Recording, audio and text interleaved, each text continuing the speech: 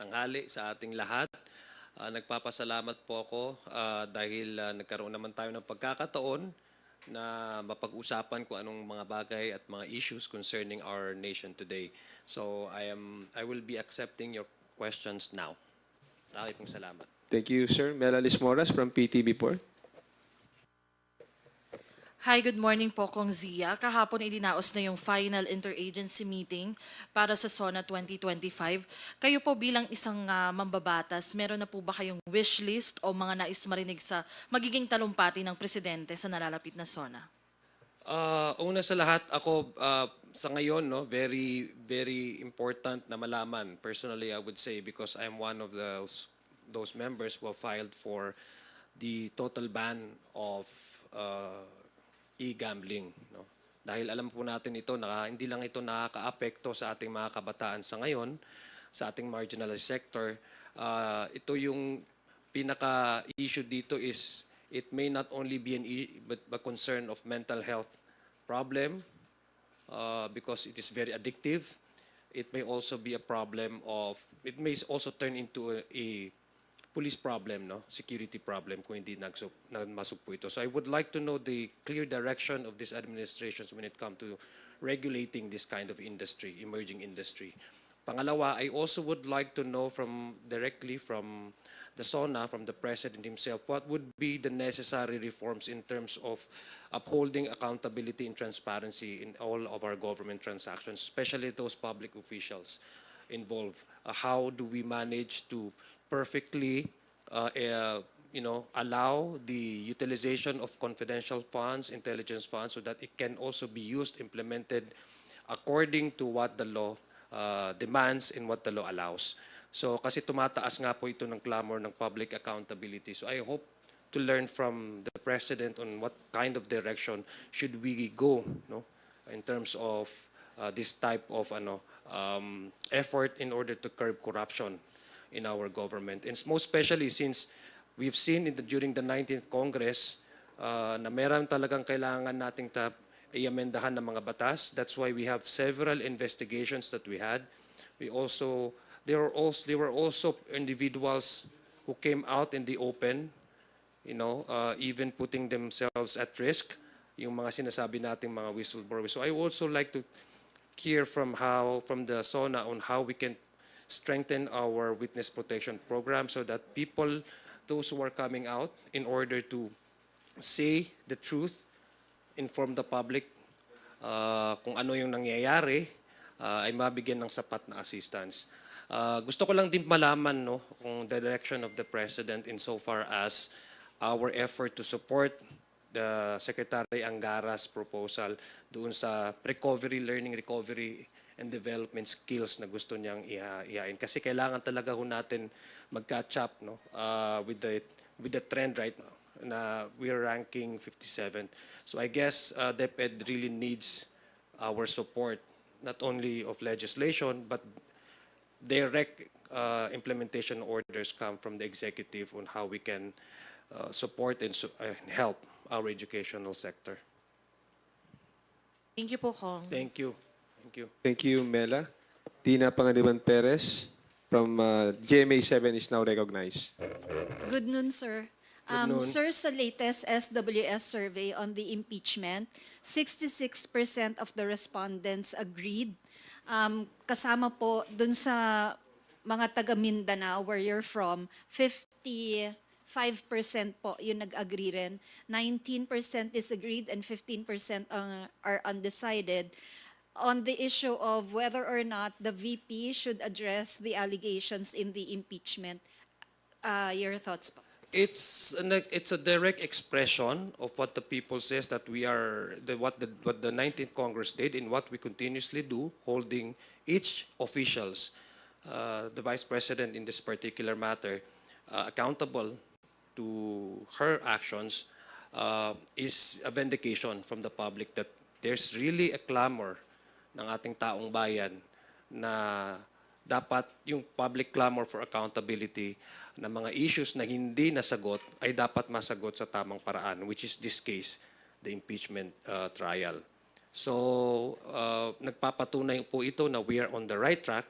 What we did was actually to serve not any particular political agenda, but for the interest of the nation. And the people understood that message. Kaya yung survey na mataas na sinasabing kailangan umpisahan ang impeachment trial ay vindication po yan unang-una sa sa ginawa po natin na para panagutin kung sino man yung dapat managot without fear or favor. So we're happy personally as one of those who supported the impeachment complaint, affixed my signature. I feel that I'm vindicated, and I feel that the people are with us in holding public officials accountable to their actions. Pero sir, may impact po ba itong public clamor na ito? Because there had been surveys in the past where the respondents agreed that the trial should have already started. I think the message that the public wants to send to us as public officials is to be more attuned and compliant with what the Constitution says. And the Constitution says that those impeachable officers, if they are facing serious violations that is tantamount to betrayal of public trust, then impeachment trial, as demanded by the Constitution, should proceed.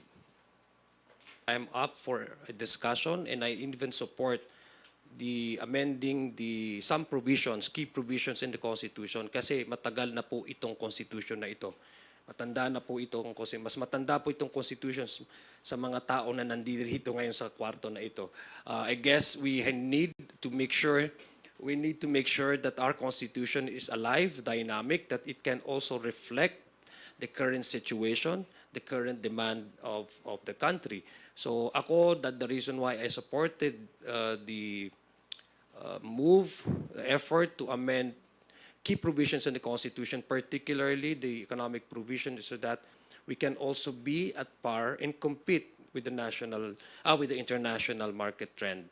Kasi mukhang nawawala na po tayo, medyo nasa dulo na po tayo. So if there is an effort to again revive the issue on constitutional amendments to cite specific provisions, then I am up for it. Sir, how will you address yung fears po ng marami na this will open the doors to political amendments?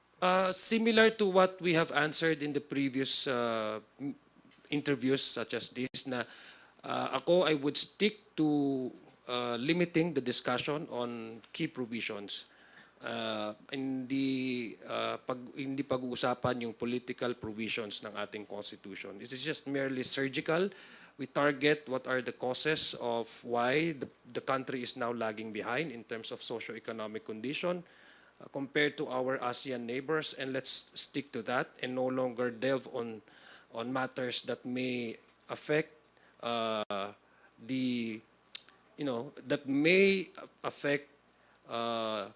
not constructively the mindset of the people insofar as knowing the political situation, halimbawa, na baka ang fear nila is mapunta doon sa usapin ng pampolitika. So ang akin lang po, ang aking position dyan, similar with our position in the previous Congress, in the 19th Congress, limitado lang po yung pag-uusapan at hindi po mag-i-expand dyan sa complete revision ng ating Constitution. Thank you, sir. Thank you. Thank you, Tina. Earl Tobias from IBC 13. Go ahead. Hi, Kong Zia. Good afternoon po. Sir, kahapon, nag-file po si Kong Benny Abante ng total ban of all forms ng online gambling.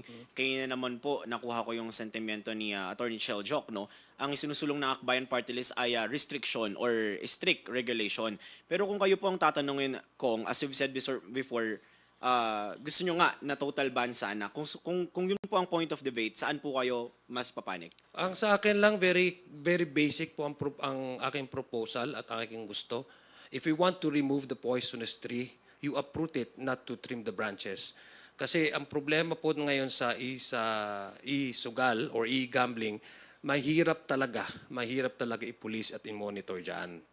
So, hindi ho ako, masakit ho naisipin na sabihin ko natin na i-restrict man lang natin, but the website, pumapasok pa rin yung mga sinasabi nilang specialty platforms na games na platforms na bilang nagpa-pop up. So the problem really is not not just to restrict it and allow its operation, but the impact of that if we continue on allowing this kind of games online. Kasi digital na nga po yan and everybody has phones, even our children. Ang problema sa ngayon, masyado nang tumataas po yung youth addiction sa gambling because of this online gambling. Sabi ko nga po, hindi lang po problema yan ata sa yung financial distress ng pamilya. Hindi lang ito problema sa addiction sa mga kabataan. Pag inaalaw po natin ito ay mukhang magiging problema. It could also be a peace and order problem. Sa totoo lang po, wala naman hong yumayaman na sugarol. Ang yumayaman lang po ang nag-ooperate ng pasugalan. Lahat po yan, alam na hong natin yan, lahat po nang nagsusugal at nalululon sa ganitong bisyo ay umuuwing talunan. Ang pinaka-problema is nagkakaroon ito ng sanhi sa pagkakahiwa-hiwalay at pagwatak-watak ng pamilya. Thank you, Kong. Follow-up ko na lang po sa tanong ni Ate Mela kanina. Nasabi niyo na rin po before na parang comparable ito sa illegal pogo issue Yes. na natatanggap natin dati before the SONA mismo ng Pangulo. Gaano po ka-critical na sa Pangulo mismo manggaling yung direktiba na parang nung pagbaba ng illegal pogo last year ay ganun din sana yung mangyaring posisyon niya sa kanya? If Malacanang puts its weight on the pressure of banning the e-sugal or e-gambling, no, from the operation, talagang magiging priority yan because whatever the president says, either verbally, would become a state policy. So ako, ang position ko, let us not compromise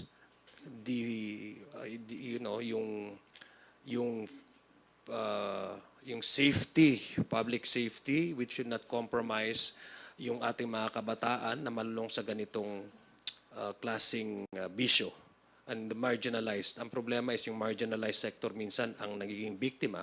We should not compromise that just for a mere possible revenue na makukuha, no? Kasi yun ang parating sinasabi. Ako mahirap ko yung i-compromise personally na ayokong may makita na kung hindi ko ito masusukpo, in the long-term effect of this would be devastating not only to the youth but even to the country as a whole. Yung moral fabric, pinag-uusapan po natin, talagang it will start to erode. Thank you, Earl. We call on Rosalie Cas from UNTB. Please go ahead. Good dun po, Kong. Earlier today po, nag-file po ang Makabayan lawmakers po ng isang proposal para gawing 5% ng GDP. Yun pong inilalaan na pondo ng pamahalaan sa health sector po. Would you support such measure? Ako, anything that would provide a larger effort, the volume of effort in the larger help and assistance to education and to health, I'm open for it. That's why ako personally nag-file din po ako ng pag-amenda ng charter ng PhilHealth to include not only the dependents, to expand the definition to include neurodivergent individuals. Kasi based on the charter ng PhilHealth ngayon is limited lang sila dun sa mental and physical disability as a definition for those who are independent, ng mga direct members ng PhilHealth. So I guess any discussion about aligning specifically in institutionalizing support and assistance to public health, I am up for it and I would probably support. Pero sir, kailangan po ba magkaroon ng pagbabago doon po sa prioridad ng budget allocation ng pamahalaan? Kasi para po mapataas sa 5% yung GDP, 5% ng GDP ang health services, dapat po mas maging prioridad ng gobyerno yun pong kalusugan kaysa sa infrastructure projects. Sa akin, lahat naman yan, if you look at it comprehensively, it is all the proposals of the government through the NEP are interconnected. So you cannot actually compartmentalize one from the other. Everything is connected. That's why it's the national budget proposal. Kasi lahat po yan importante. So ang akin lang is how to prioritize the sectors in our society that really requires immediate assistance and help. So I guess education is number one because that's even the demand of the Constitution. And number two is public health concern. Now, when it comes to infrastructure, portion of the public health, when we talk about public health, would also be again, facilities, medical facilities. So hindi lang doon sa actual na programa o legislation, but even the physical demand that necessary for this sector to move forward, to better the services, andyan din po ang infrastruktura. So sabi ko nga, everything is interconnected and we're looking forward to receive the National Expenditure Program probably in the coming months. Thank you po. Thank you. Thank you, Rose.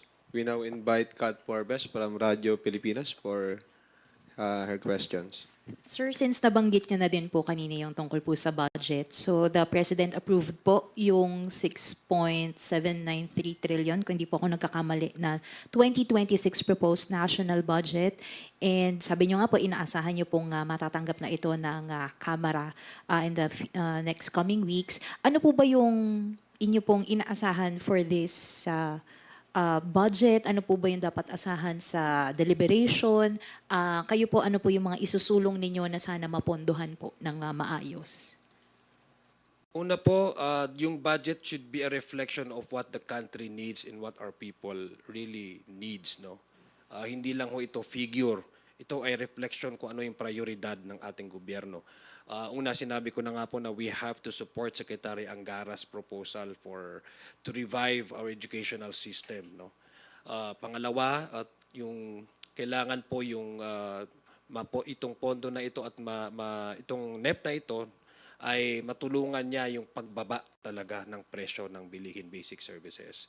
Kasi ultimately, I guess the President, if you listen to him in his previous SONA, talagang nilagyan niya ng emphasis on the food security.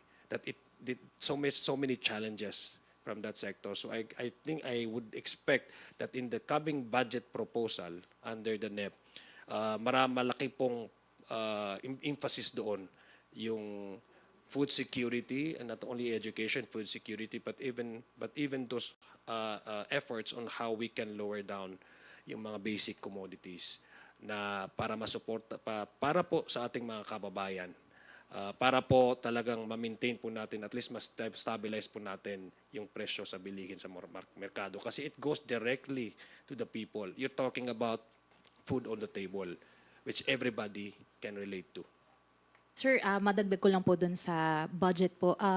I think 2 weeks ago or a week ago, nag-file po ng resolution si TGP Party List Representative Bong Teves for the open bycam. Sa Young Guns Block po ba, meron din po bang move for a resolution to have an open bycam, lalo na po sa budget? So ako support that kasi sabi ko nga this 19th Congress, the reason why tumaas po ang survey, yung trust rating ng 19th Congress because kung mapapansin niyo po, we are actually working to uphold and promote a clear understanding and no-nonsense definition of what transparency and accountability means sa ating mga tao. So anything that would support that philosophy and that effort to make sure that government transactions should be made available and transparent to the people, we will support. I think, kung makakatulong talaga at makakatulong naman talaga yung open bycam. Ako personally, I haven't discussed it with the rest of the members of the Young Guns, but I personally would go up for it. Mag-support ng mga open bycam. Even I think the speaker has already mentioned and has already expressed his support for the open bycam. Sir, nabanggit niyo na rin po kanina yung tumaas po na trust rating sa House of Representatives. Trust rating din po ng Pangulo, tumaas din po. And even po si Speaker Martin Romualdez during his leadership during the 19th Congress. Parang historically, medyo kakaiba po ito dahil nga pag natatapos po yung Congress, usually mababa yung trust rating sa Congress o sa institution. Pero ito po tumaas. And this is despite po yung mga issues, hounding po na binabado kayo because of the impeachment. Ano po yung inyong masasabi dito? What does it say po sa yung leadership po ng House and even with President Marcos? Well, despite the fact that we are in a very volatile political situation right now, the current leadership of the House, Speaker Martin Romualdez, has never used the pulpit or his influence to attack anybody or promote anybody. Sa kanya, steady lang yung kanyang position for the good of the country. Number two, yung ginawa po ng House of Representatives in the previous Congress to hold public officials accountable without fear or favor relates to the very core of what the people really wants and wants to see from their public officers. So ito ay vindication. Sabi ko nga, vindication, it also goes straight to the issue na pag nasa public office ka, should always maintain public trust because public office is public trust. Pinakita po yan, steady yung leadership ng House despite everything that is happening. Walang drama, wala pong pinakitang drama, walang pinakitang anuman na masasabi po nating ibaba ang usapin ng politika or ipababa ang usapin ng ating bansa, kung ano yung priority ng bansa doon sa gutter talk. So steady yung leadership, and since you've mentioned about the survey, kaya nga po kami ako excited na sa SONA because we are coming from a position of strength with the baseline support of the public. Nagpapasalamat po kami dahil this is actually the first time since post-EDSA na nagkaroon ng 57 trust rating ng House of Representatives. Kung di ako nagkamali, in 11 points. Increase in the trust rating of the Speaker. Nagpapakita po ito na we are on the right track and the people understands what we do. And everything that we do is for the benefit of the public and benefit of this country. Kuya Ray, isang pahabol na lang po. Light question lang. Nung 19th Congress po, ang Young Guns ang bumida. Ngayon 20th Congress, meron pong emerging po na bagong block, yung ating hot shots. Bilang kayo po ay, ito po yung ating mga neophyte lawmakers na mostly ang kanilang parents po ay mga lawmakers din po. Opo. So, as Young Guns po, bilang kuya, ano po yung inyong maipapayo sa ating hot shots? Alam niyo po, hindi naman po actually bumida, nagtrabaho lang po talaga kami. Oo. Nagpapasalamat nga po kami sa media because you also cover kung anong yung ginagawa dito sa House of Representatives, and we are very thankful for that. Pangalawa, mahirap po. Actually, I am excited to work with the neophytes. No? I'm sure marami po silang may introduce at may co-contribute po sa laranganan ng legislation sa 20th Congress. Mahirap po kasi mag-advise di ba? Kasi pag sinabi pong legislation, kanya-kanya pong plataforma at agendas. Ang akin lang po masasabi is just let us commit ourselves to our mandate as legislators. Let us bring out what we can best contribute to the people, and let's... Next on our list is Billy Vegas from Abante Politico. Kung magandang hapon po. Magandang hapon. Hihingi lang po ako ng reaction dun sa pinakalat po na fake daw na Beverly Hills Police Report to link the First Lady po dun sa pagkamatay ng businessman na si Paulo Tantongco. Alam mo, the pain and the trauma that losing a loved one is more than enough for family to handle. So, ang aking position po dyan is hindi po biro. So, dapat po tayo muna magkisimpatya sa namatayan. Dapat po tayo muna maging makatao. And we have to respect the privacy of those the bereaved family of itong namatay nga, no? That's number one. Number two, I don't think it should be used as to sensationalize the issue in order to gain some political score. So, hindi to gawing usapin na talagang doctored and manufactured, even yung dokumento na lumabas. Ito yung fight po natin na dapat nating sumpuin yung ganitong klaseng smear campaign na even using the death of a very private person to again smear our perceived political opponents. So medyo nasa boundary na po yan ng human dignity. So ang aking pong palagay, baka wala na po silang maitapon or makriticize. Kung kritisismo lang po, wala naman pong problema sa atin yon. Ako personally, if we're talking about policies, that's all right. You have all the right and you're entitled to your opinion to disagree with me. But this is not just criticism. This is about attacking a reputation and using the death of a certain individual to gain political score, which to me, dapat muna magrespetuhin po natin yung pamilya ng namatayan at maging makatao po tayo. Did I satisfy your question? Isa pa, boss, na tanong. Hingi rin po ako ng reaction dun sa resolution sa Senate na pinupush nila ng house arrest po si former President PRRD.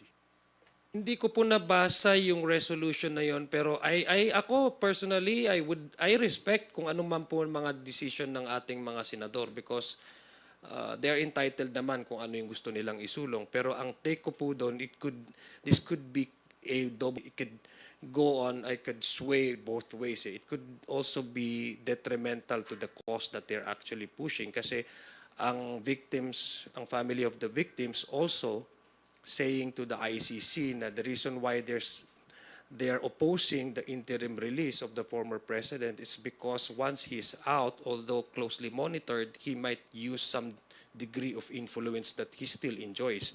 So having some senators, adopting this kind of resolution, it would reinforces the argument of the family of the victims that indeed the former president still managed to master some control and influence, no less than the Senate of the Philippines. So it is a double-edged sword. It could be detrimental. It could be a disadvantageous to the very cause that they're trying to pursue. Which I guess, for me, if you ask me personally, may reinforce the argument of the families of the victims. Thank you po. Thank you, Billy. For the final question, we have Gab Lalo from Philippine Daily Inquirer.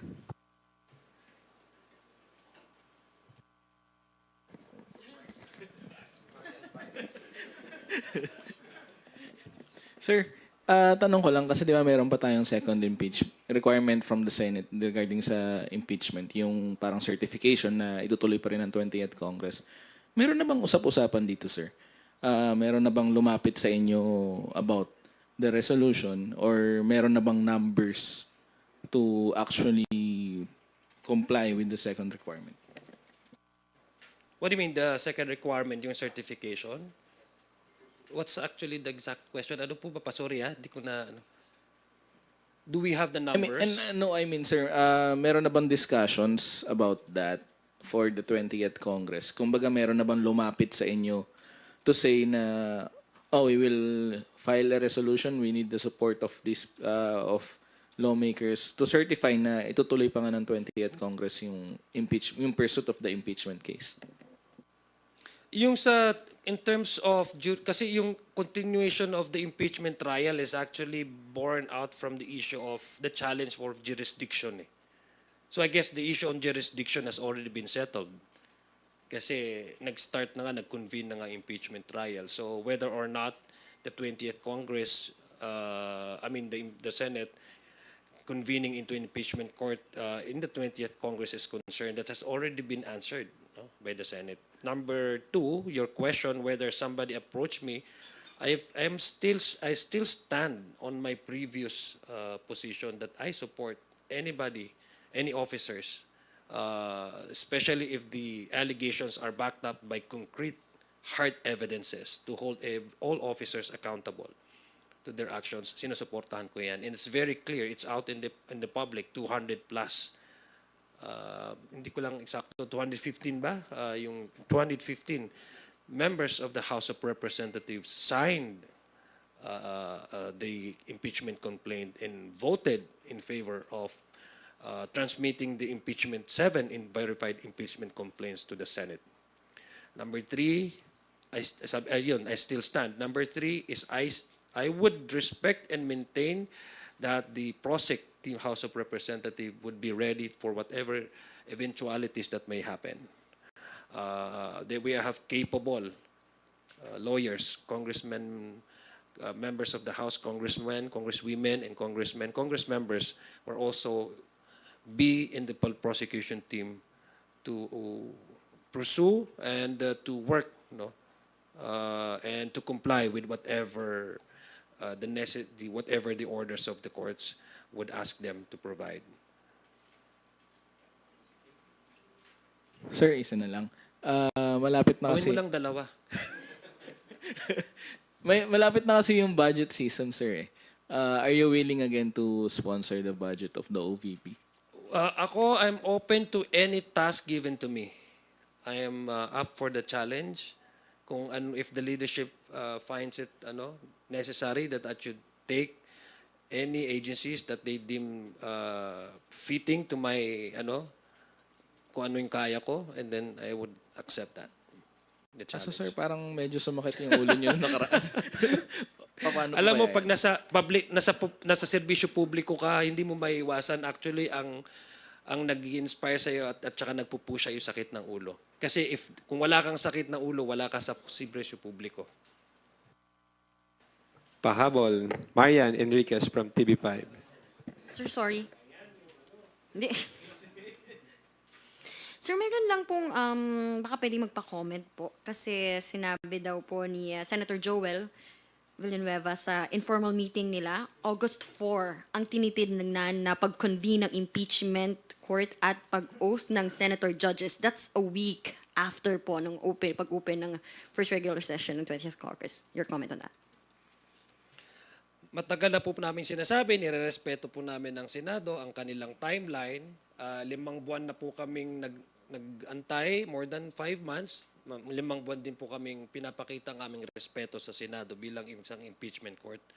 So kung ano po yung sa palagay nila ay tamang panahon or oras na sila ay mag-convene as an impeachment court na naaayon sa sinabi po ng Senate President Escudero na as soon as magkaroon ng SONA ay magko-convene sila ng impeachment, tutuloy nila yung impeachment, ay yun po ay respeto namin. Pero sir, that's a week, hindi po right after the SONA. Sabi ko nga po, kapangyarihan po nila yan. Kami po dito sa House, we will maintain our position that we respect the Senate convening as an impeachment court and we will comply whatever orders they would ask us to do. Especially the prosec team, they are not only more than able, but respectful legislators and respectful prosecution panel. Sir, may other matters. May final po si Senator Amy Marcos na bill. Ang tawag po niya, President Rodrigo R. Duterte Act na yun nga po, yung pagbabawal po sana na magkaroon ng arrest and ililipat po sa ibang bansa without a local warrant. Your comment on that? Any legislator, any senator, congressman man po yan or senado, meron po silang kapangyarihan o entitled ho sila na ipasa kung ano man yung mga gusto nilang ipasa. Ang sa akin lang po ay una, if it's about legal issue, if it's about justice and accountability, it should not be selective.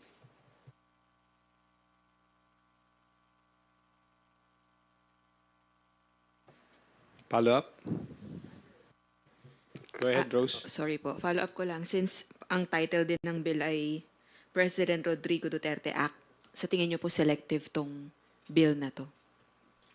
I cannot comment on why Senator Amy Marcos chose the name to be the title of her proposed measure. I'm sure she's very open of her bias in favor of the president. So I would leave it at that. Maybe she has that kind of respect to the president. Again, all legislators are entitled to file measures that they think and they deem important to the country. But sa ang position ko po, it's when it comes to upholding justice, promoting justice, and making each and every one of us accountable to our actions, the law and the country and the government should not be selective in its application. Pare-pareho po yan. Pagdating po sa batas, egalitarian dapat po ang ating point of view. Thank you, Marian and Rose. As there are no more questions from the media, we'll end today's press conference by hearing the final message of Congressman Zia. Maraming salamat po sa ating mga kaibigan sa media at sana po ay nasagot po natin ang inyong mga katanungan. And we look forward to having this kind of forum again, expressing our views and informing the public. Marami pong salamat sa inyo.